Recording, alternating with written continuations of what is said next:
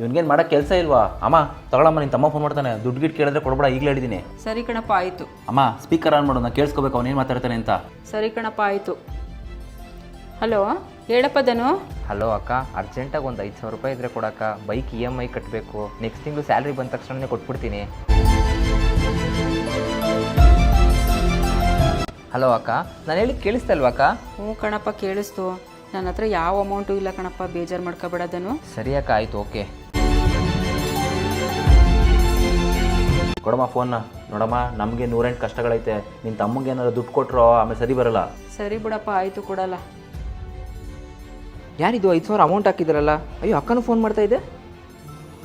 Hello hello ಧನು, ಆವಾಗಲೇ ದುಡ್ಡಿಲ್ಲ ಅಂದಿದ್ದಕ್ಕೆ ಬೇಜಾರು ಮಾಡ್ಕೊಬೇಡ ಕಣಪ್ಪ. ನನ್ನ ಫ್ರೆಂಡ್ ಅಕೌಂಟಿಂದ ದುಡ್ಡು ಕಳಿಸಿದ್ದೀನಿ, ನೋಡಪ್ಪ ಒಂದು ಸ್ವಲ್ಪ ಚೆಕ್ ಮಾಡ್ಕೊ. ತುಂಬ ಥ್ಯಾಂಕ್ಸ್ ಅಕ್ಕ.